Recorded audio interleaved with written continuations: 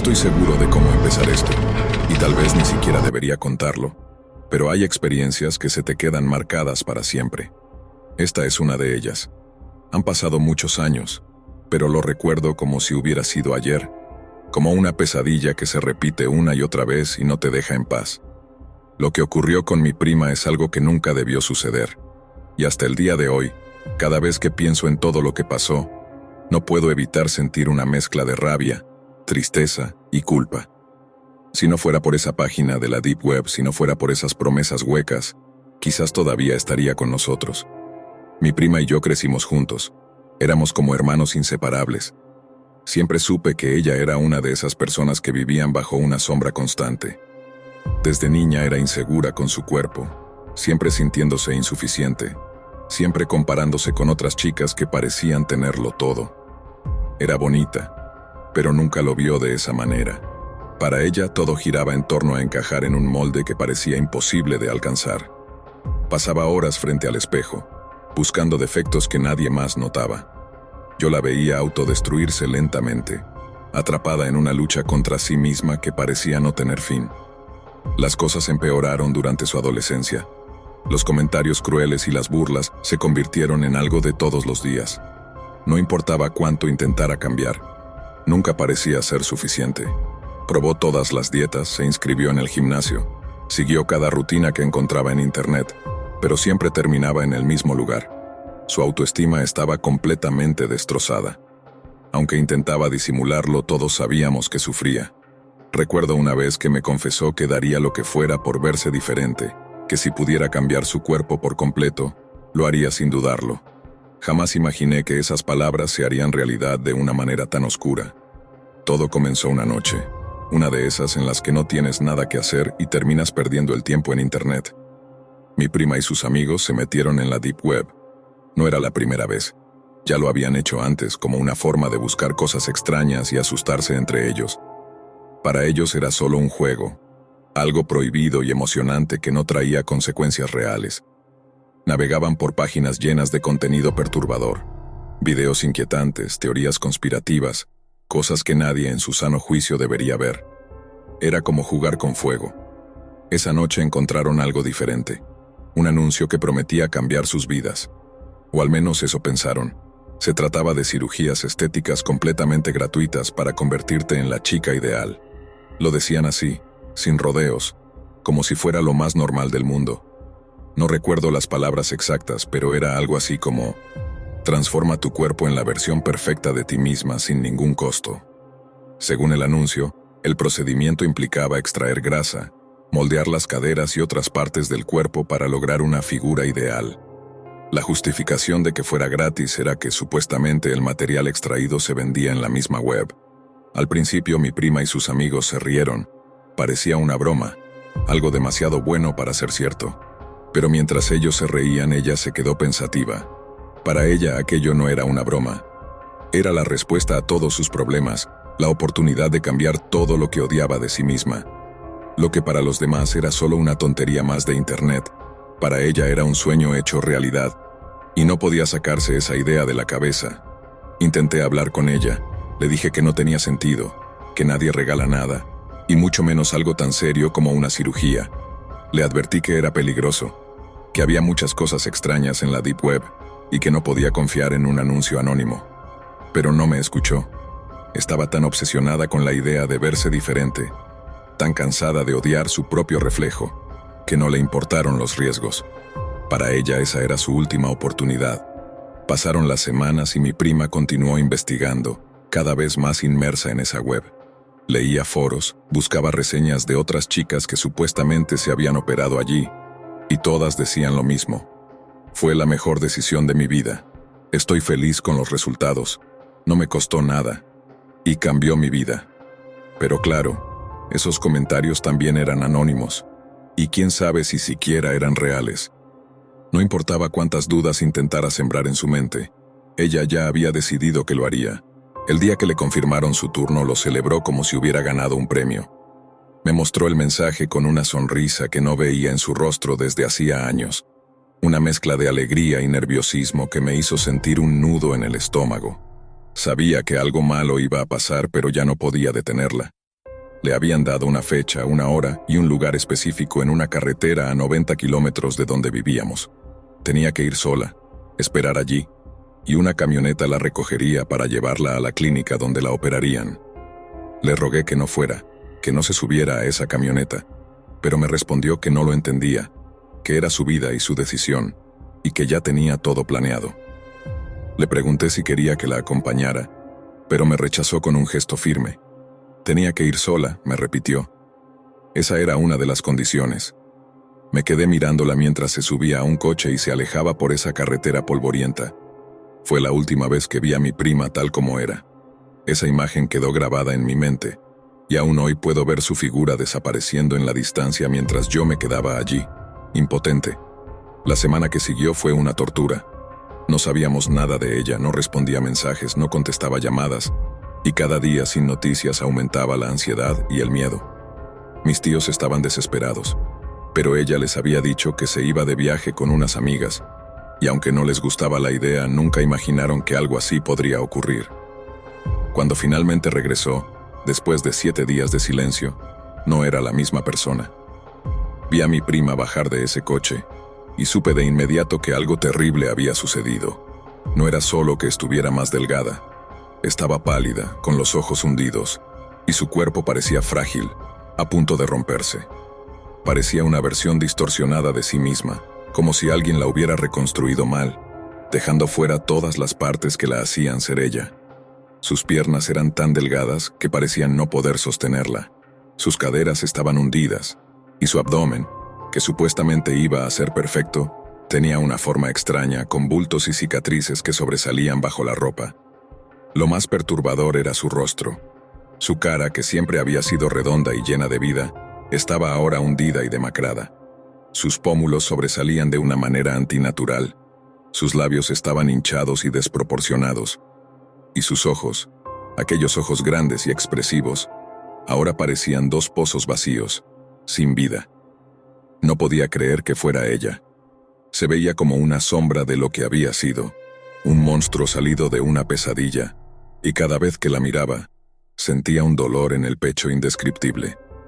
Intenté hablar con ella, pero cada vez que lo hacía, cambiaba de tema rápidamente. Decía que todo había salido perfecto, que se sentía genial, pero yo sabía que mentía. Sus movimientos eran torpes, como si cada paso le doliera. Más de una vez la escuché llorar en su habitación, pero cuando le preguntaba, solo respondía que estaba cansada, que era normal sentirse así después de una cirugía.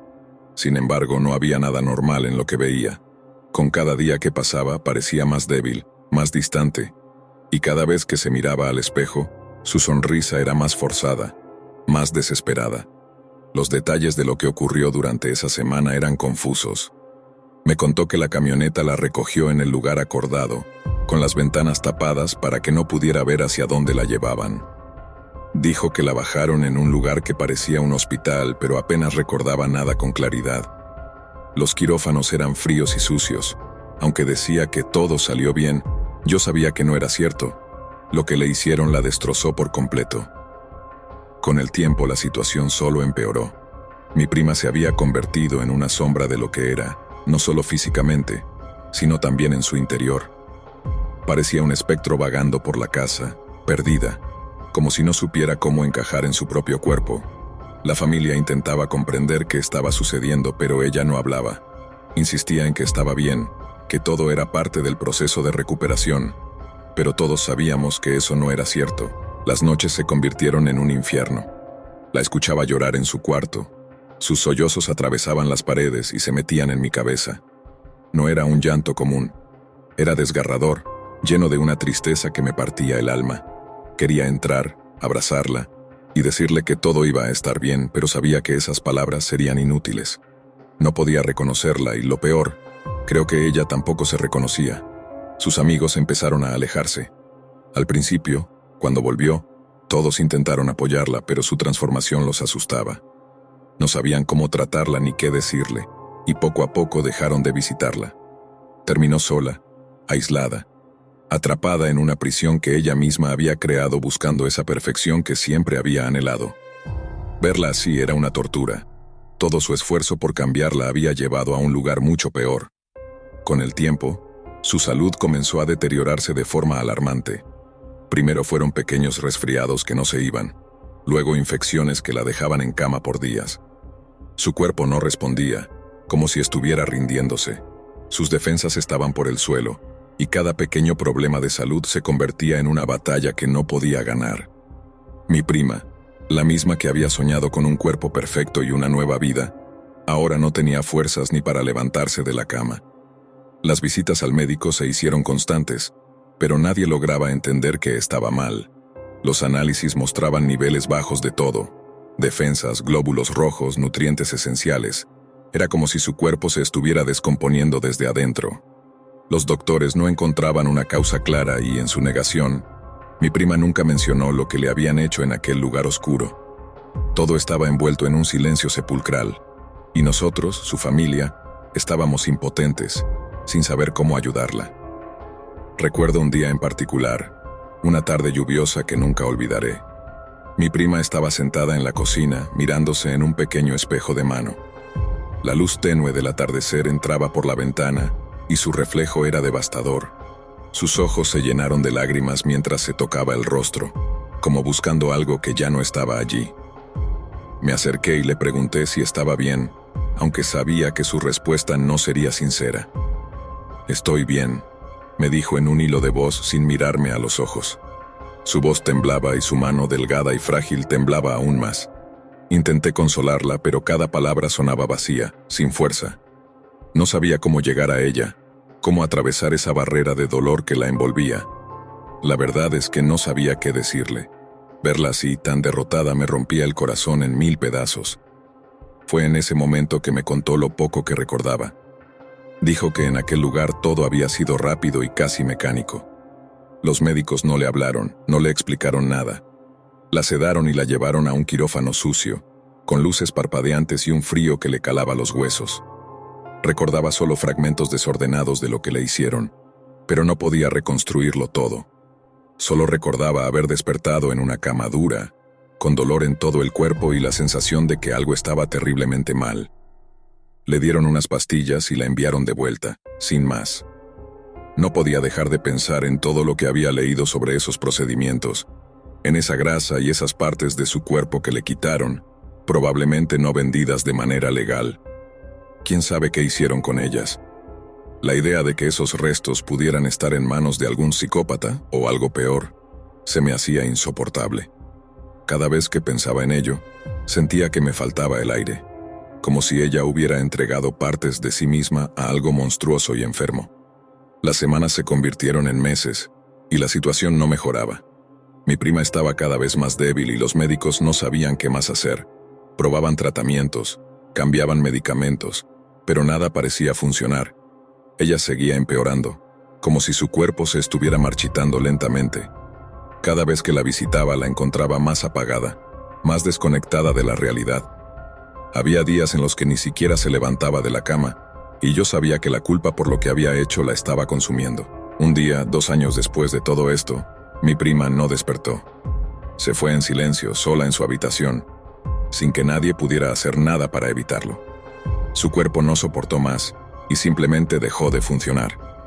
Fue un golpe devastador, pero en el fondo sabíamos que su salud había estado en picada desde hacía mucho tiempo. Nos dijeron que fue una combinación de múltiples fallos orgánicos, una acumulación de problemas que su cuerpo ya no pudo soportar. El funeral fue desgarrador. Ver a mis tíos llorar junto a su ataúd preguntándose qué hicieron mal, fue algo que nunca podré olvidar. Nadie sabía la verdad completa, y yo tampoco tuve el valor de contársela. No podían saberlo. No podían entender que todo esto había empezado con un anuncio en la parte más oscura de Internet. Me quedé en silencio, cargando con la culpa de no haber hecho más para detenerla. Cada día, la misma imagen me persigue. Mi prima subiendo a esa camioneta, tan ilusionada por cambiar su vida. Ella nunca supo lo que realmente estaba haciendo, y yo nunca podré perdonarme por no haberla protegido de eso. Cuando miro atrás, solo puedo pensar en lo absurdo que fue todo, en cómo su vida se fue apagando lentamente por culpa de una promesa hueca hecha por personas sin escrúpulos que solo querían aprovecharse de sus inseguridades. Las cirugías estéticas pueden parecer una solución fácil, pero hay que pensarlo bien y hacerlo solo en lugares seguros con profesionales verdaderos. Mi primera fue víctima de su propia desesperación, de su necesidad de ser alguien que no era. Y aunque ya no esté aquí, su historia es un recordatorio doloroso de lo que puede pasar cuando caemos en las manos equivocadas. Nunca sabré exactamente qué le hicieron o qué ocurrió con los restos que le extrajeron, pero sí sé que esa búsqueda de perfección fue lo que la destruyó. Esta es una historia que nunca debería haber sido contada, porque nunca debería haber ocurrido. Y aunque me duela hablar de ello, espero que sirva como advertencia para quienes piensan que todo vale la pena con tal de cambiar su apariencia. A veces, el precio es mucho más alto de lo que imaginamos. Mi nombre es Samuel. Tengo 26 años y soy un apasionado del Internet. La red es extensa, casi tan vasta como el mundo real. En ella las personas trabajan, juegan, se divierten, estudian, buscan información, expresan opiniones, compran y venden. Realizan tantas otras actividades que también se practican en la vida tangible. A veces incluso, suceden eventos de tal importancia que transforman lo que solemos llamar realidad. Sin embargo, como en cualquier espacio amplio y complicado, Internet tiene sus callejones oscuros, sus corredores prohibidos. Me refiero a la Deep Web. Esta es la parte oculta de la red, el gigantesco iceberg del que solo alcanzamos a ver la pequeña punta que sobresale en la superficie. La mayoría de la gente ignora esto, pero la Deep Web representa cerca del 90% de la información que circula en el ciberespacio. Desde que descubrí que la Deep Web existía, quise explorarla y sumergirme en sus aguas turbias. Aunque tenía temores, mi curiosidad era mucho mayor. Después de pensarlo durante un tiempo, decidí dar al menos una pequeña ojeada. Empecé directamente en el nivel 3. Aquí es donde comienza lo prohibido. Sitios oficiales cuyas direcciones aparecen en caracteres desordenados, imposibles de rastrear en motores de búsqueda y a los que no puedes acceder, incluso si pegas la URL completa en el navegador. En este nivel, encuentras cosas inquietantes, extrañas o en algunos casos, simplemente inútiles. Sitios abandonados hace más de 13 años, materiales que, por derechos de autor, no aparecen en la web convencional o que alguna vez estuvieron ahí pero ya no existen. Mercados de armas, drogas, instrucciones para fabricar explosivos y otros contenidos que caen en lo ilegal, además de imágenes y videos de homicidios. Se decía que en el nivel anterior ya había material gráfico perturbador, pero aquí los asesinatos son en vivo. Hay asesinos y hasta tráfico de órganos humanos. Conforme pasaban las horas, comencé a aburrirme y avancé al siguiente nivel. Si en el nivel anterior había información comprometida para los gobiernos, en este existen secretos militares en su forma más cruel e inhumana. Aquí se encuentran detalles sobre qué misiles ocultan los países, qué tipo de armas cibernéticas se desarrollan en secreto y quiénes poseen las armas biológicas más mortales. Por curiosidad abrí uno de los conocidos videos de Red Room y vi cómo mataban a un joven de aproximadamente 20 años. El chico suplicaba con todas sus fuerzas, diciendo que tenía una familia que lo esperaba, que nunca había hecho daño a nadie. Antes de ejecutarlo, enviaron una encuesta a los espectadores, preguntando si debían perdonarle la vida. Yo voté por el sí. Desafortunadamente, la mayoría de los espectadores no estuvo de acuerdo conmigo, así que el hombre avanzó. Hizo un corte en el cuello del joven con un movimiento rápido y preciso. La cámara hizo un acercamiento a su mirada mientras intentaba, en vano, tapar la herida inclinando el cuello. Así como empezó el espectáculo, terminó. Se apagaron las luces mientras otros hombres ingresaban para limpiar y preparar la siguiente escena. Sentí náuseas y decidí salir tan rápido como pude, queriendo avanzar al siguiente nivel donde ya no hubiera asesinatos, solo secretos de estado y datos desconocidos para el público. Me tomó mucho tiempo ingresar, pero cuando finalmente lo logré, entendí por qué la mayoría permanecía en los niveles inferiores. Tan pronto inicié sesión, mi computadora se reinició sola sin ningún tipo de advertencia en la pantalla, ni cortes de energía.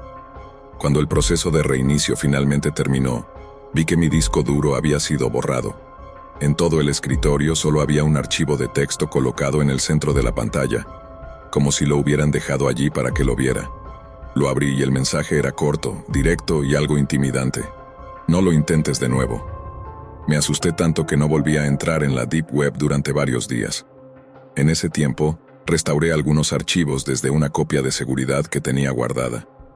Pensé que lo peor había sido perder todos mis datos, que esa era la mayor consecuencia que podría haber sufrido.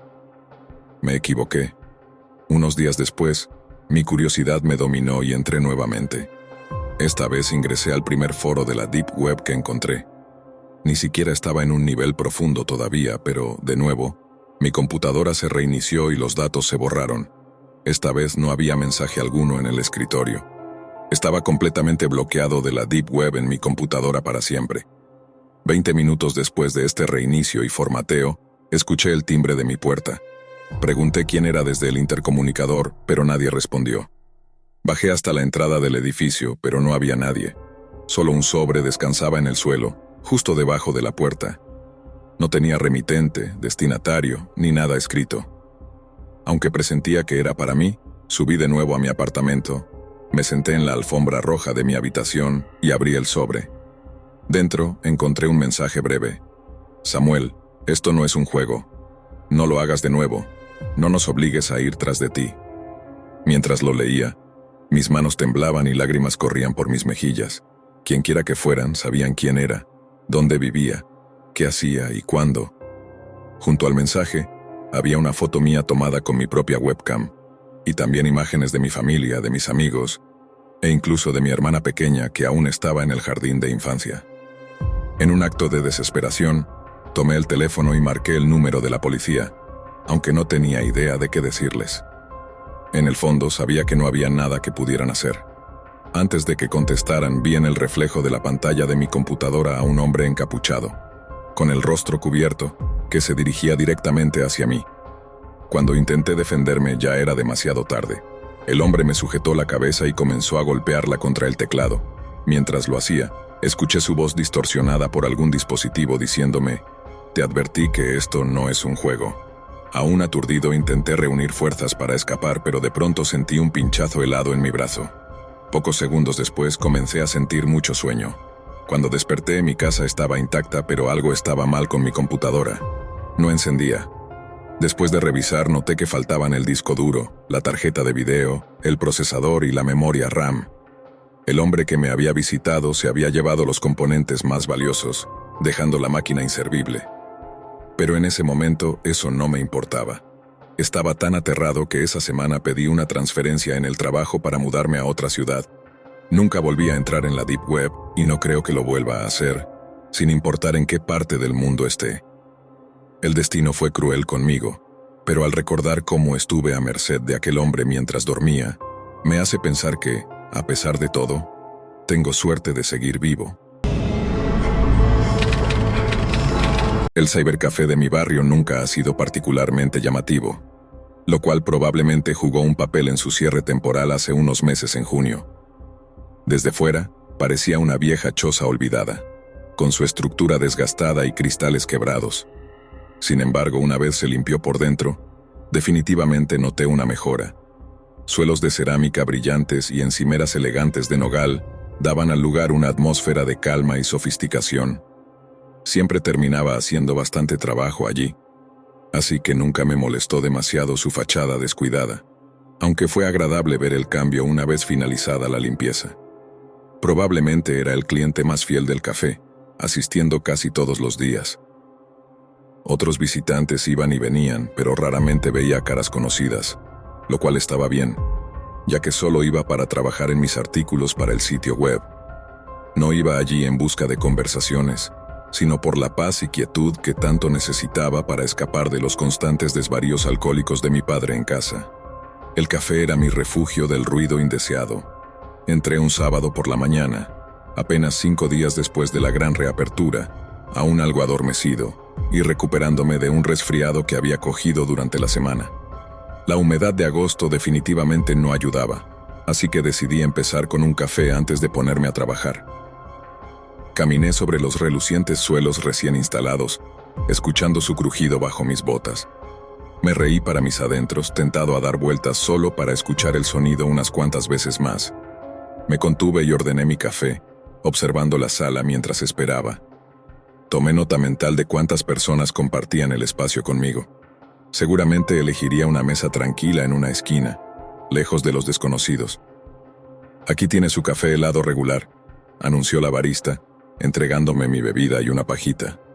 «Gracias», respondí simplemente, dejando unas monedas como propina y me dirigí a mi mesa seleccionada.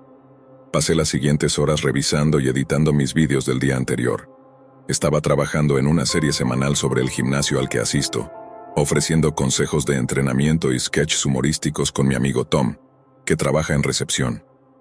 Me encontré riendo en voz alta por una parodia que habíamos hecho sobre batidos de proteínas, lo cual probablemente atrajo algunas miradas hacia mi rincón de la sala. Eventualmente, las miradas se disiparon y sentí que era hora de irme, habiendo pasado mucho más tiempo de lo habitual. Me incliné para desconectar mi cargador y algo me confundió. Miré debajo de mi mesa y vi una bolsa negra de unos 40 centímetros justo más allá de donde estaban mis pies. Tenía bolsillos y una correa para el hombro, además de una capa gruesa de polvo cubriendo el cuero. Vaya, alguien debe haber dejado su portátil aquí, pensé inicialmente. Podría haber hecho lo correcto y entregárselo a la barista, terminando mi día sin complicaciones. Sin embargo, la curiosidad me ganó, y en lugar de ser honesto recogí mis cosas, colgué la bolsa misteriosa en mi hombro y salí rápidamente del café. Llegué a la entrada de mi casa alrededor del mediodía, el sol de verano brillando sobre mi jardín delantero. Mi padre estaba inspeccionando las plantas del jardín, lata de cerveza en mano. Traté de entrar sin decir una palabra, pero él me detuvo justo cuando abría la puerta mosquitera. «¿Por qué tanta prisa?», preguntó mientras tomaba un sorbo de su bebida. «Tengo cosas importantes del sitio web», respondí. «Bueno, no te detengas por mi culpa», dijo, pero en mi mente, él ya lo había hecho. Empujé la puerta principal, pasando junto a mi madre dormida en el sofá, y subí corriendo a mi habitación. Cerré la puerta con fuerza detrás de mí y la aseguré. Luego pateé mis zapatos al otro lado de la habitación. Estaba emocionado de examinar mi hallazgo con cuidado y lentamente abrí la cremallera de la bolsa y la inspeccioné. A pesar de la apariencia desgastada de la bolsa, el contenido era impresionante. Una portátil reluciente y aparentemente nueva estaba dentro. La saqué y la observé con asombro. Definitivamente era mejor que mi HP básica de 500 GB de una tienda grande. No podía creer lo que tenía en mis manos. La encendí y comencé a sentir las teclas. La pantalla estaba en perfectas condiciones. Debía ser el tipo más afortunado del mundo. Todo estaba allí. Cargador, ratón inalámbrico, incluso encontré un paquete de toallitas para pantalla en el fondo. Revisé los bolsillos, curioso por saber qué tesoros podría encontrar. Lo que encontré fue un teléfono celular. Nada especial. Un Android que todavía estaba encendido y no tenía pantalla de bloqueo. Explorando más noté que no había mensajes de texto, y solo vi una llamada reciente a un número de otro estado. Intrigado por la electrónica, entré en la configuración para ver qué tipo de sistema operativo tenía. Estaba muy desactualizado en software, y todavía usaba alguna variante del sistema operativo. Está bien, pensé. Todavía puedo venderlo rápidamente por unos cientos de dólares o algo así. Lo puse en la cama junto a la portátil y me senté un momento, tratando de asimilar lo que tenía frente a mí. Este era un gran hallazgo, pero necesitaba encender la portátil y ver con qué estaba trabajando. Para mi emoción, no había pantalla de inicio de sesión. Entré de inmediato al encenderla. Nunca me interesaron tanto las portátiles como los teléfonos, pero me di cuenta enseguida de que no estaba trabajando con un sistema operativo estándar.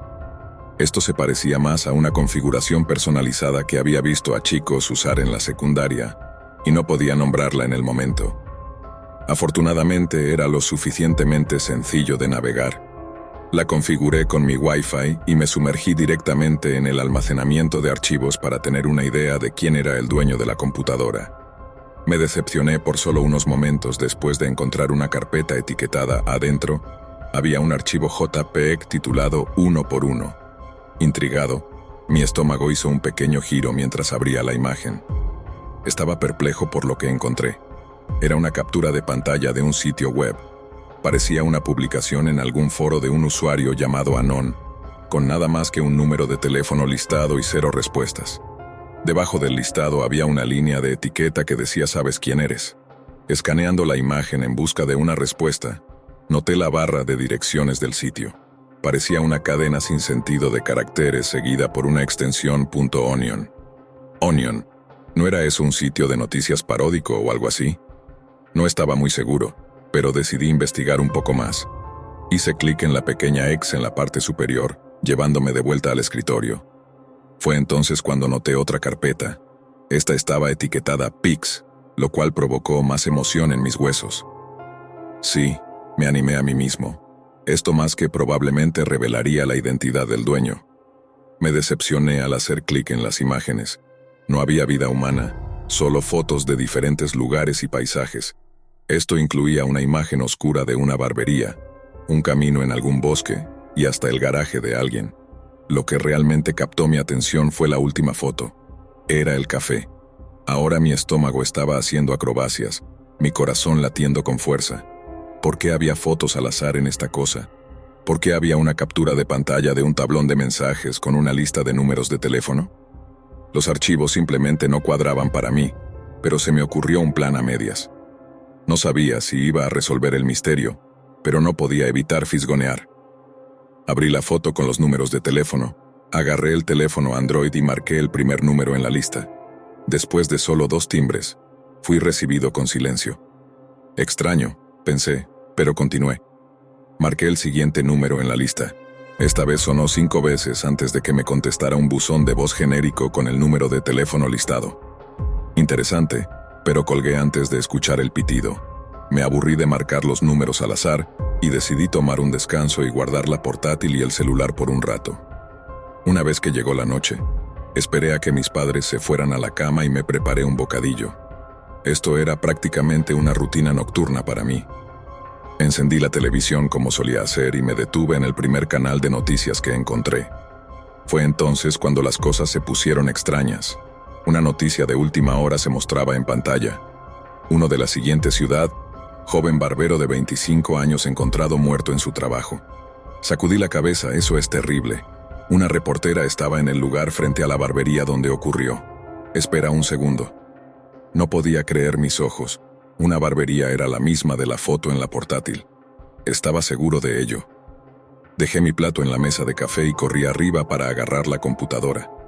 La encendí, hice clic en la carpeta de fotos, y luego en la foto en cuestión. Volví corriendo abajo con la portátil en la mano y la sostuve frente a la pantalla del televisor. Sí, era definitivamente la barbería. ¡Wow! ¿Cuáles eran las probabilidades de eso?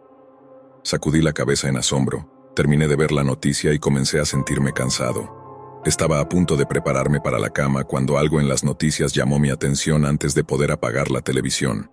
Asesinato en el bosque local, este también estaba cerca, justo al otro lado del puente en la dirección opuesta. Este mundo es terrible, pensé, no había visto 2 historias como esas seguidas en mucho tiempo. Fue entonces cuando me di cuenta. Pasé a la foto del bosque en la misma carpeta y esperé a ver si la noticia incluía la ubicación del homicidio en el video. Aunque no obtuve nada sólido para comparar, definitivamente estaba sintiendo vibras extrañas. Primero una barbería, ahora un bosque, debía estar agarrándome a un clavo ardiendo, ¿verdad? Decidí que era hora de dormir. Tuve una noche bastante inquieta de sueño, dando vueltas, pateando mis cobijas al pie de la cama. Estaba caliente y húmedo, y seguía despertando con sudor. Necesitaba desesperadamente un café la mañana siguiente. Probablemente fue inteligente dejar la extraña portátil en casa, agarrando mi propio equipo mientras salía rápidamente por la puerta y conducía rápido al café con los párpados aún pesados. Conseguí mi café habitual y me senté en mi cabina favorita en la esquina. Solo había otra persona en el edificio aparte de los baristas trabajando. Era agradable y tranquilo, y se sentía pacífico, un buen contraste con mi merienda nocturna y la sudorosa noche de descanso interrumpido. Aún así, mi mente no podía dejar de preguntarse sobre la dirección web de la captura de pantalla que encontré. ¿De qué se trataba la extensión Onion? Porque la dirección web no tenía sentido. Era algo como code.influx con números y símbolos después. Esto no tenía sentido para mí, y decidí que era hora de investigar. No podía recordar la dirección exacta del sitio, pero recordé la extensión .onion. Así que comencé desde allí y me quedé asombrado de inmediato. Aparentemente lo que significaba era direcciones web no accesibles en servidores normales. Te lleva a través de algo llamado Tor, y se usa para actividades bastante sombrías. Supongo que involucra lo que se llama la Dark Web. Había escuchado un poco sobre esto antes. Empecé a sentirme mal. Los sitios web en la wiki eran bastante repulsivos, por decirlo menos. Nada en lo que quisiera estar involucrado. Lo peor de todo, estaba empezando a pensar que la portátil que encontré se usaba únicamente para acceder a esta parte de Internet. No podía soportar la idea de estar en posesión de ella por más tiempo. Tenía que hacer algo. Salí del café listo para actuar cuando me detuvo un toque en la pierna. Miré hacia abajo y vi a un hombre sin hogar mirándome con una chaqueta de cuero negro raída, sentado contra el frente del edificio. Su cara se veía desgastada, con una barba mal afeitada y labios agrietados. Parecía miserable. Sostenía un pequeño vaso de plástico, mirándome con desesperación en los ojos. «Cambio, señor, estoy apurado, amigo, no tengo efectivo». «Por favor», suplicó más, y me agarró la pierna del pantalón. «No, aléjate de mí», le paté la mano. El tipo parecía molesto. Sus ojos realmente se llenaron de lágrimas un poco, y me sentí un poco mal, pero maldición, no me toques. Entonces este tipo hizo algo muy extraño. Sacó un teléfono y empezó a tomarme fotos. «¿Qué estás haciendo ahora?», pregunté, confundido como el infierno. No respondió. Todo lo que pude hacer fue correr hacia mi coche y salir lo más rápido posible. ¿Cuál era el trato de este tipo? Llamé a mi amigo Peter en el camino a casa. Sabía que tendría más información sobre todo esto. Esperaba poder llevarlo a mi casa y que limpiara la computadora por completo. Luego podría venderla a cualquier tonto y estar libre de esta aventura desafortunada. Después de recoger a mi amigo, aceleré de vuelta a mi casa y le mostré lo que había encontrado en el café. Estaba asombrado. «Esto es letal», dijo emocionado. «Parece bastante personalizado». Honestamente sí, me di cuenta de eso, pero mira esto. Hice clic en las fotos mostrándole las que comparé con las noticias locales. «¿Entonces crees que esta portátil tiene alguna conexión con los asesinatos?» «No sé, hombre, pero creo que hay algo sospechoso aquí». Se encogió de hombros y tomó el ratón por un momento. «¿Dónde están las fotos y los números de teléfono?» «En algún lugar del almacenamiento de archivos, sí». «Haz clic ahí y bingo». Peter miró intensamente la lista y la barra de direcciones en la captura de pantalla. También revisó la descripción del archivo y vio que la captura de pantalla se originó en la portátil. Así que fue tomada desde dentro del dispositivo. Mis pelos se pusieron de punta. «¿Probaste estos números?» «Sí, con este teléfono». Le entregué el celular que venía en la bolsa con la portátil y lo revisó rápidamente. Definitivamente es un teléfono de usar y tirar, algo comprado como un quemador, posiblemente para alguna tarea comercial. Deberíamos probar otro número de teléfono. Asentí y señalé uno justo debajo de los números que había probado. Lo marcó y lo puso en altavoz para que ambos pudiéramos escuchar. Sonó, y no dejó de sonar. Así que colgamos después del octavo timbre. Peter miró el teléfono extrañado, luego dijo: «Honestamente, no sé qué pasa con todo esto. ¿Quieres que solo haga un reinicio completo?» «Sí, eso resolverá mi problema». «No estoy seguro, pero creo que me gustaría divertirme un poco con esto antes de que terminemos el día». Le di una mirada de desacuerdo. No creí que eso fuera lo mejor para nosotros. «No creo que debamos meternos con esto, amigo, vamos, que podría salir mal. Incluso podrías filmarlo, podría hacerse viral.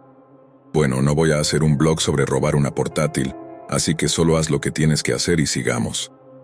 Peter sonrió, miró la pantalla nuevamente, y luego marcó otro número de la lista. Nuevamente no obtuvimos nada. Solo otro buzón de voz genérico. Continuó con el siguiente número en la lista, pero a mitad de camino de marcar se detuvo. Sus ojos escaneando la pantalla, su cara estaba ahora tan blanca como un fantasma. «¿Qué? ¿Por qué te detuviste? ¿Estás bien?» Este es mi número de teléfono». Mi corazón latía como un tambor. «Eso no puede ser». Me acerqué junto a Peter y observé la pantalla. Tenía razón. Solo para estar seguros terminó de marcar y presionó enviar. Se llevó el teléfono al oído y esperó, tal como sospechaba. Su bolsillo vibró y su tono de llamada sonó. Ambos nos miramos en shock. «Amigo». Mis manos temblaban y mi boca estaba tan abierta que casi rozaba las sábanas de la cama. «¿Cómo es posible?». Peter solo pudo murmurar con pensamientos corriendo en su mente. «Esto es irreal. No me gusta esto en absoluto. Solo limpia el disco duro y terminemos con esto». Espera, gritó mientras miraba nuevamente la pantalla. Mi corazón se hundió más. Tenía una corazonada sobre lo que iba a decir. Que no, dijo una palabra. Solo empezó a marcar otro número. Fue entonces cuando lo sentí, mi bolsillo ahora vibraba. Salté del susto, saqué mi teléfono y contesté. Peter, dije a través del receptor, mirando a mi amigo visiblemente sacudido al otro lado de la habitación. Esto es una locura, respondió a través del teléfono quemador. Terminé llevando a Peter a casa poco después, me entregó el teléfono y me dijo que quería irse y llevarse todo. Dejó la portátil conmigo y me dijo que prefería no meterse con ella. Decidimos reunirnos en el café y devolverla a la mañana siguiente.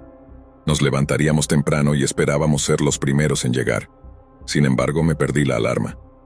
Aparentemente, también me perdí 10 llamadas de Peter. Abrí mis últimos mensajes y noté los 4 textos que me había enviado. Amigo, tienes que venir ya. Ya había empaquetado toda la noche anterior. Así que realmente solo tenía que ponerme una camiseta y unos pantalones cortos y dirigirme al café. Al doblar la esquina hacia el café, tuve que frenar rápidamente. Lo que vi en la carretera eran solo IAs y ambulancias. Había bloqueos en ambos lados y el café estaba acordonado. Madre mía, pensé en voz alta, esto era una locura. Había personas con las manos en la cara, luciendo asustadas y tristes. Me estacioné en el supermercado al otro lado de la calle y luego caminé hacia la escena para tener una mejor vista. Supuse que Peter estaría haciendo lo mismo. Terminé en una multitud de observadores al lado, mirando la escena frente a nosotros. Había sangre salpicada en las puertas delanteras del café y algunos papeles, junto con otras pertenencias esparcidas. Más sangre cubría el suelo. Jesús, esto fue una masacre. Podía escuchar a las personas a mi lado susurrando entre sí sobre lo que estaba pasando. Hablaban de un posible asesino en serie. Una mujer le dijo a su amiga. Los chicos estaban a punto de entrar y de repente empezaron a llegar balas de allá. Nadie vio quién disparó. Un tipo le decía a su esposa sobre lo que había presenciado. Estaba demasiado curioso para seguir estirando el cuello desde atrás. Necesitaba una vista más cercana. Miré a los policías que estaban ocupados interrogando a una barista junto a las ambulancias. Me colé lentamente más allá del cordón y pasé junto a algunas otras baristas y me dirigí a una segunda ambulancia al otro lado del cordón. Esta camilla ahora estaba en plena vista, pero no podía distinguir quién estaba en ella. Decidí arrodillarme junto a la ambulancia y, con suerte, escuchar algo de conversación entre los paramédicos. Saqué mi teléfono y empecé a grabar. Lo perdimos, dijo uno. No estaba resistiendo mucho cuando llegamos aquí, pero tenía esperanzas. Y no es tu culpa. Salvaste a la chica. No puedes salvarlos a todos, ¿sabes? Luego escuché algo que me dejó atónito. Le oí hablar antes de irse. ¿Sabes? Me dijo que su nombre era Peter. Mis manos se levantaron sobre mi boca mientras dejé escapar el sonido más extraño. Una mezcla de jadeo y gruñido de incredulidad. No podía ser, sí, respondió el otro paramédico. Ya tenemos su información. Supongo que era un chico de informática para una empresa local. Chico inteligente, 20 y tantos años. Retrocedí un poco, tambaleándome con algo sólido detrás de mí, y me levanté rápidamente. Me di la vuelta y vi al mismo tipo sin hogar del otro día. Mi cara seguía contorsionada, él me estaba mirando fijamente, estoico. Ni siquiera reaccionó cuando lo empujé, solo me estaba mirando con una expresión inmutable. No pude evitarlo. Salí corriendo hacia el coche. Podía sentir lágrimas formándose en mis ojos agitados por el viento desde la ventana abierta del lado del conductor. ¿Por qué tenía que haberme despertado tan tarde? Tal vez Peter habría sido salvado de lo que sea que fuera esto. Una emboscada, un asesinato. Mi cabeza estaba mareada. Mi corazón estaba dolido, pero estaba empezando a hacer algunas conexiones. Las fotos en la computadora, los números de teléfono, los asesinatos. Todo estaba empezando a tener una idea de lo que estaba manejando. Lo de la dark web, esta extraña portátil, los números de teléfono. Llegué a casa con el corazón roto. Mi amigo fue asesinado hoy y no pude detenerlo. Tal vez si nunca hubiera tomado la computadora del café, él seguiría vivo. Tal vez si no hubiera sido tan estúpido, podría haber manejado todo esto de manera diferente, y él no estaría muerto ahora. Para colmo, me di cuenta de que dejé mi teléfono en la escena ensangrentada. Giré y eché mi cabeza hacia atrás en el asiento del conductor, ¿Y ahora qué? Bueno, el teléfono está cerca de algunos policías, y los paramédicos, tal vez si llamo, creerán que lo dejé antes de que llegaran, y no me meteré en problemas.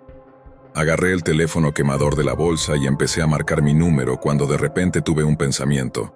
Si los números de teléfono que marcamos de alguna manera estaban relacionados con los asesinatos. Eso significa... Saqué la portátil de la bolsa, mi corazón acelerado y mi cuerpo sudando profusamente de miedo. Todo esto era irreal. El hecho de que estaba en medio de todo esto era aún peor. Hice clic en la carpeta de fotos de paisajes nuevamente. Mis ojos recorrieron las fotos de la barbería.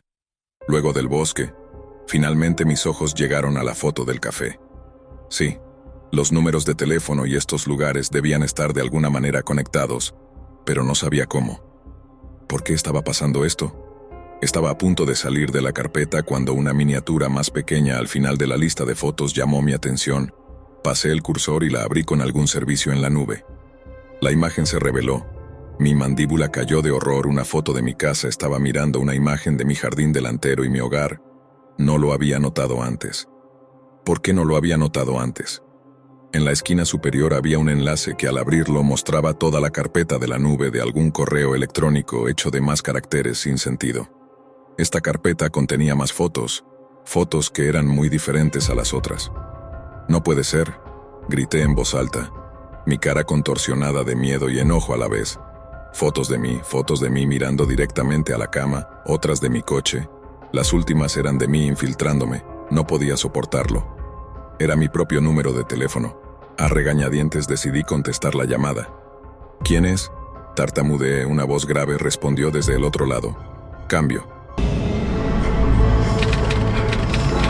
Uno de los temas más comentados en YouTube actualmente es el de encargar estas cajas misteriosas de personas totalmente desconocidas en la Deep Web y abrirlas frente a la cámara. No sé cómo no me di cuenta, antes de que la mayoría de estos videos son montajes diseñados para asustar, pero no lo hice. Pensé que era una idea brillante y me subí a la tendencia, con la esperanza de alcanzar la fama en YouTube que tanto deseaba. Para quienes no están familiarizados con la Deep Web, es simplemente una sección de Internet que no se puede acceder usando motores de búsqueda tradicionales como Chrome, Firefox o Explorer. Primero necesitas descargar un programa de cifrado llamado Tor y el navegador Tor. No es ilegal acceder a esta parte de la red, pero debido a su anonimato, muchas actividades ilegales ocurren allí. Las posibilidades son prácticamente infinitas. Encendí mi portátil, la misma que he tenido desde que me gradué en 2011, y descargué los programas necesarios. Prefiero usar mi laptop en lugar de mi computadora de escritorio por cuestiones de seguridad, ya que si algo sale mal, la portátil de 7 años es más reemplazable. Hace algunos años tuve una pequeña etapa con el Bitcoin, cuando estaba en su apogeo, y aún tenía un poco guardado. No era mucho, apenas 0.1 Bitcoins, lo que equivale aproximadamente a $32 estadounidenses, pero era suficiente para lo que estaba buscando. Una vez que las descargas terminaron, abrí el navegador y comencé mi búsqueda. En el sitio Hidden Wiki, proporcionan muchos enlaces útiles para iniciarse en la Deep Web. Me desplacé entre las advertencias y la información general hasta que encontré los enlaces que necesitaba. Casi lo olvido, murmuré para mí mientras abría un cajón de mi escritorio. Corté un pequeño trozo de cinta negra y lo coloqué sobre mi cámara web. Llámenme paranoico, pero prefiero prevenir antes que lamentar. Hice clic en el primer enlace y esperé lo que pareció una eternidad para que la página cargara. Era un sitio muy simple, con una lista de enlaces populares que podías explorar en el costado. Continué navegando entre los enlaces hasta encontrar una página dedicada a las cajas misteriosas. Quería una que costara alrededor de $500, para demostrar en mi canal que hablaba en serio. Estas cajas eran relativamente pequeñas, con precios que oscilaban entre 0.0, 1.25 y 0.05 bitcoins. Estaba preocupado por ser estafado, así que seguí buscando. Hice una pausa rápida para ir al baño y al regresar noté algo extraño. Mi cursor estaba fuera de lugar y me permitió hacer clic en un enlace que debía coincidir con el color de fondo de la página, ya que era invisible. La curiosidad me ganó, así que lo pulsé. La nueva página era completamente negra, con un pequeño texto blanco en la parte superior que decía: Estoy vendiendo un paquete aleatorio a cualquiera lo suficientemente valiente para aceptarlo por 0.12 bitcoins o la mejor oferta. Solo uno disponible. Bueno, pensé, voy a intentarlo. Presioné el botón de pago y me pidieron cuánto quería gastar. Ingresé 0.1 bitcoins cruzando los dedos.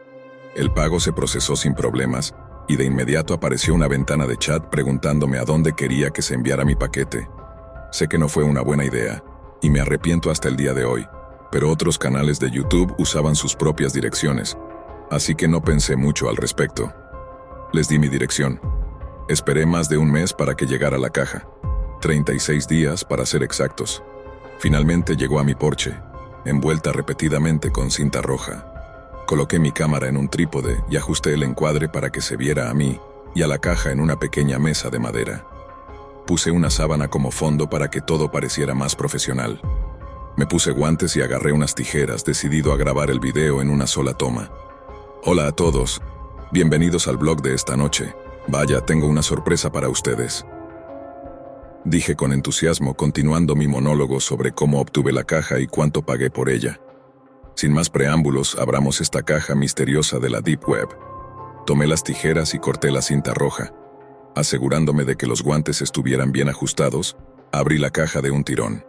Fruncí el ceño al ver que solo había un libro. Sin decir una palabra, saqué el libro de la caja. Estaba bastante molesto por haber gastado más de $600 en un libro. Bueno, amigos, parece que nos tocó una decepción. Estas páginas más vale que estén hechas de oro. Bromeé. El exterior del libro era viejo, desgastado y olía a moho. Lo abrí en la primera página y vi que era un álbum de fotos antiguo. Vamos a ver estas fotos, murmuré mostrando las páginas a la cámara. Había 4 fotos en la primera página, todas etiquetadas con días. Día 1, día 2 y así sucesivamente. Las imágenes parecían tomadas con una cámara Polaroid antigua.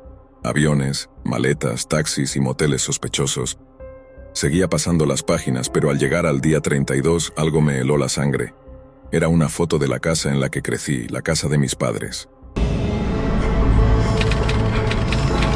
Desde que toda esta nueva fascinación por la web ha estado rondando en internet, pensé en darle una ojeada. Sabes, soy demasiado curioso para mi propio bien. Y créeme, ahora lo entiendo.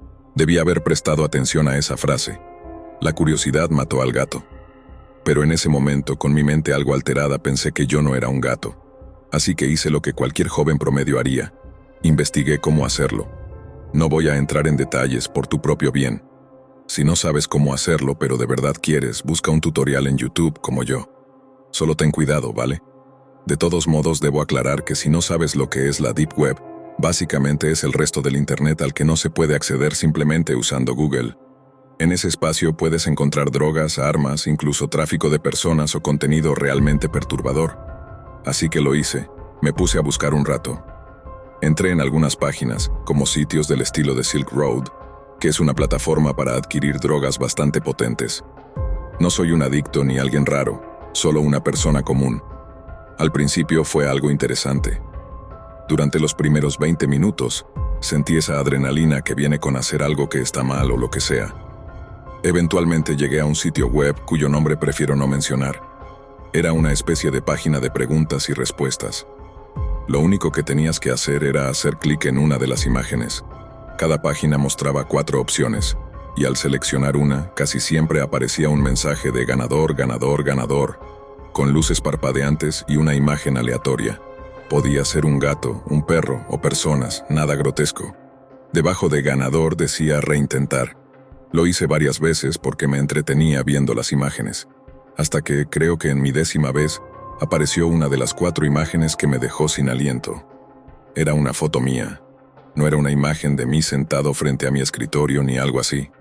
Parecía más bien una foto que yo podría haber publicado en Twitter, pero era de mí. Me quedé congelado y curioso. Así que hice clic en esa imagen. En la página siguiente apareció otra foto mía y luego otra, en cada página.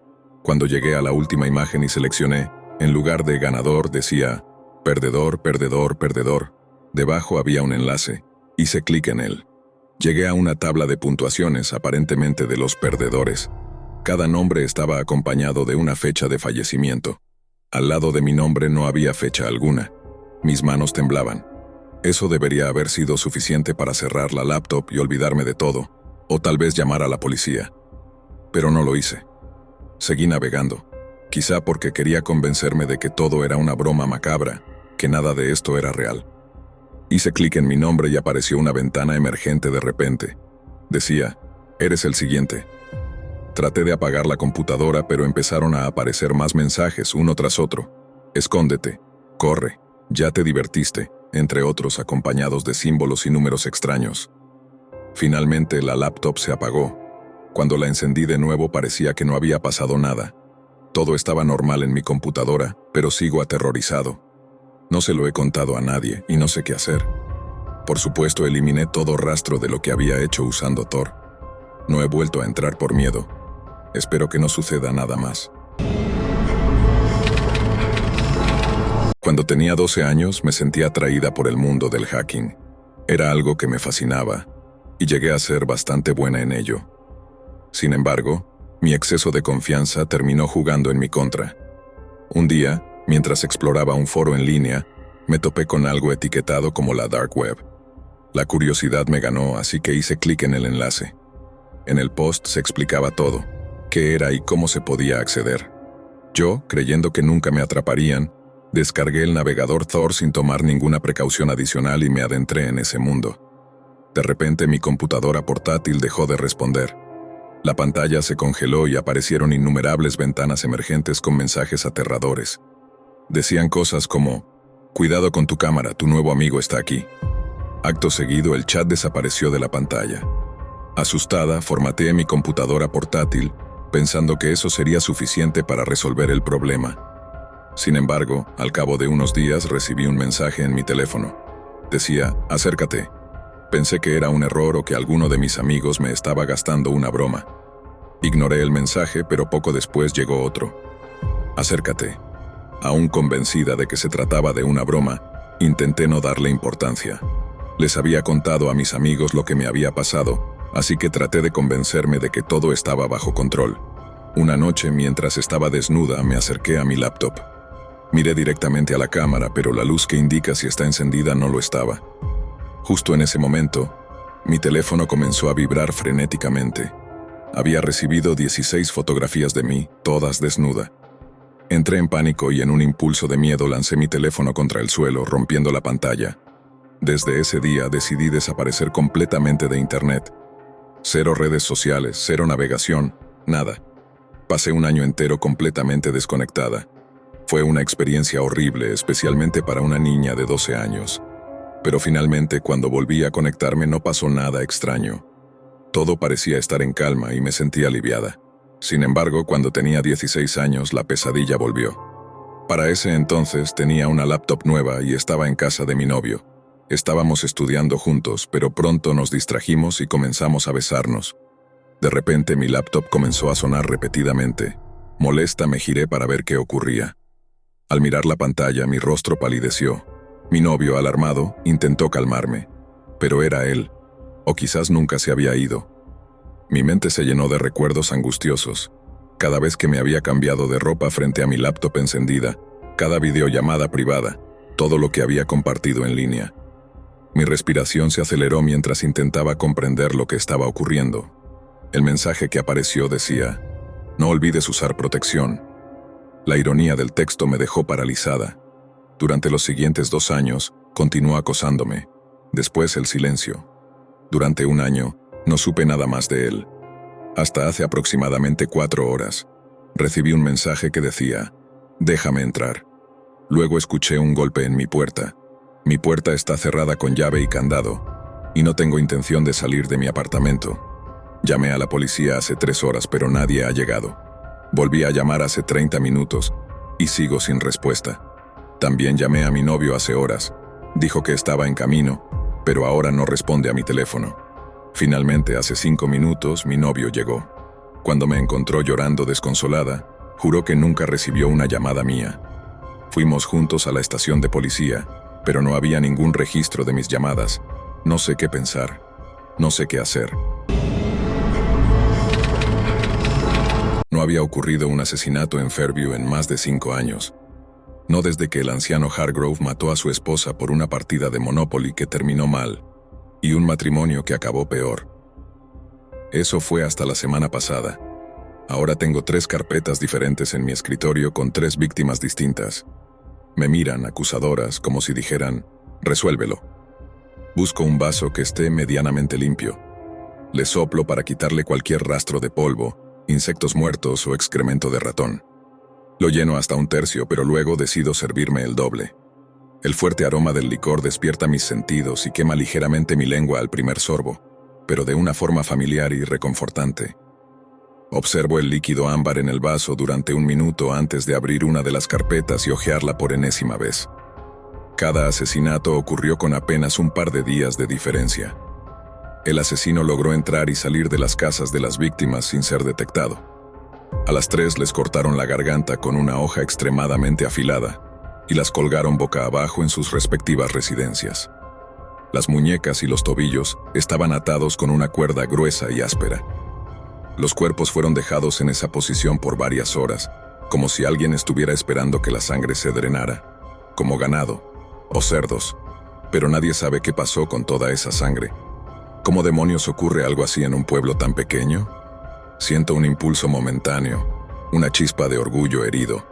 Alguien estuvo aquí, en mi territorio, matando a mi gente bajo mi nariz y sin dejar ni un rastro de evidencia. O quizás no encuentras la evidencia porque eres un amateur, un impostor. Mis interrogatorios empezaron con los que estaban más cerca de las víctimas, expandiéndome poco a poco en busca de conexiones. Pero el asesinato no es un área en la que tenga mucha experiencia. La mentira, en cambio, puedo olerla a 1 kilómetro de distancia. Cuando has sido policía por suficiente tiempo, distinguir mentirosos se vuelve una segunda naturaleza. Las víctimas eran jóvenes de 20 y tantos años. La gente suele matar a personas que conoce. Entonces, ¿quién conocía a estas 3 personas? ¿Quién tendría un motivo para matarlas? Y lo más importante, ¿cómo lo hicieron sin ser atrapados? La primera pregunta requiere investigación. Eso implica entrevistas con personas que no quieren hablar. Visito a los amigos más cercanos y familiares de cada víctima y descubro que los 3 eran bastante solitarios, con muy pocos amigos. Al menos no en la vida real. Y no solo eso, también se conocían entre ellos. Mi sospecha de que los asesinatos están conectados se convierte en certeza. Me adentro más en sus vidas, buscando cualquier detalle. Todos eran jugadores profesionales, algo que no creí posible en un pueblo como este. Para mi sorpresa, cuando pregunto más detalles, siempre obtengo la misma respuesta. Las víctimas estaban obsesionadas con un videojuego llamado League of Legends. Más preguntas llevan a más respuestas. Con el tiempo armo suficientes piezas del rompecabezas para descubrir cómo estaban conectados. Todos pertenecían al mismo equipo, o clan, dentro del juego. En League of Legends, los equipos están formados por 5 personas. Eso deja 2 individuos allá afuera quienes podrían ser víctimas en potencia, o los asesinos. Necesito encontrarlos. Rastreo a los otros 2 miembros del clan. La primera es Anna Turner, una mujer que parece amable. Me invita a pasar para tomar un café. Hablamos durante casi 1 hora. Responde con franqueza y parece genuinamente preocupada por sus amigos muertos, pero no aporta información útil. ¿Le sirvo otro café, detective?, me pregunta después de que termino mi segunda taza. No, gracias. Creo que ya he abusado suficiente de su tiempo. Me acompaña hasta la puerta, diciendo que espera que encuentre respuestas. Le agradezco, sin estar seguro de qué pensar de ella, y paso al siguiente entrevistado. El siguiente es Thomas Redman, un hombre regordete con una coleta y gafas gruesas. Su perilla despareja parece un intento fallido de disimular una papada que, para colmo, tiene una hendidura en el centro, haciéndola parecer algo más grotesco. Intento no mirar, como si hacerlo fuera de mala educación. ¿Qué quiere, oficial?, me pregunta con tono molesto. Tengo entendido que jugabas con estas personas, le digo, mostrándole fotos de las víctimas. Se estremece ligeramente. Un videojuego llamado League of Legends, ¿correcto? Sí, ¿y qué? Jugaba con ellos. Desde el principio noto que algo anda mal. Está más nervioso de lo necesario. Claro, algunas personas tienen ansiedad social grave. Tal vez sea una de esas personas. ¿Había problemas en el clan, Thomas? ¿Conflictos entre miembros? No lo creo, dice. mientras sus palmas sudorosas dejan manchas visibles en sus pantalones. Decido llevarlo a la estación. Hacerlo sudar un poco más, funciona. Después de una tarde en la sala de interrogación, el tipo empieza a hablar. Sara, todo fue idea de ella. Yo ni siquiera lo hice. Fue ella. Esto sucede después de horas de persuasión y amenazas. Su camisa está completamente empapada en sudor, y su cabello gotea como si hubiera salido de una ducha. Menciono el nombre de Ana nuevamente, insinuando que probablemente planeaba matarla también. Finalmente el tipo se derrumba por completo y la delata. Acabo de enterarme y ya no pude detenerla. Era demasiado tarde. Todo ya estaba hecho. Despacito, respira hondo. Tranquilízate un momento y dime qué pasó. ¿Dices que fue ella? ¿Ella los mató? Él toma una respiración profunda y temblorosa antes de continuar. No. Ella no era capaz de eso. Yo tampoco. Pero no íbamos a llegar a nada en los torneos a menos que ella pudiera traer a un par de profesionales nuevos. Talento real, quiero decir, no solo amigos que juegan. Los dos éramos de primera, pero ya no podíamos sostener al equipo. Nos eliminaban temprano en los torneos grandes. ¿Quieres decir que los mandaste a matar por un videojuego? Srenia, pregunto incrédulo. No es solo un juego. Hay miles de dólares en juego, hombre. No tienes ni idea. Millones si eres de clase mundial. Y nosotros podríamos haberlo sido, de no ser por ellos. Pero como te dije, no fue idea mía. Ella organizó todo, yo no supe nada hasta después. ¿Qué le preguntaste? ¿Qué demonios estaba pasando con todos? Todos comenzaron a desaparecer y, de repente, nuevos jugadores aparecieron en las prácticas. Primero fue Ellie. Luego Grant simplemente dejó de aparecer como si se hubiera ido para siempre. Finalmente me dijo que Wyatt tampoco daba la talla y que tendría que desaparecer también. ¿Y qué dijiste? Fingí estar de acuerdo, es lo que hago a veces. Quiero ver hasta dónde llega alguien cuando pierde el control. No sé si alguna vez lo has intentado, pero si hablas con alguien y dice algo realmente podrido, solo concuerda con ellos por un minuto. Verás hasta dónde llega su depravación, es sorprendente. Se llama trabajo policial básico 1 a 1, chico. Quiero decirle, pero no lo hago. Está bien, me lo creo. Digo, fingiendo calma. Entonces le dices que te encanta lo que está haciendo para limpiar el equipo, que solo quieres ayudar. ¿Tienes curiosidad y quieres participar? Claro que sí, por supuesto que me lo cuenta, como si estuviera orgullosa de lo que hacía. Dijo que encontró a un asesino en la Deep Web, murmura. ¿Dijo que contrató a alguien? ¿Tiene su nombre? ¿Algún contacto? Srenia, pregunto rápidamente, tratando de ocultar mi emoción, aunque mis preguntas lo tensan. Hombre, no puedo decirte eso. Si ella se entera de que hablé, vendrá por mí. Escucha, chico. Digo con mi mejor tono de policía amistoso. Estás haciendo lo correcto. Déjame investigar esto y me aseguraré de que ella desaparezca por mucho, mucho tiempo. Por el resto de su vida. Tú no hiciste nada, ¿verdad? No tienes nada de qué preocuparte. Pero necesito que me digas todo ahora. ¿Quién es este tipo?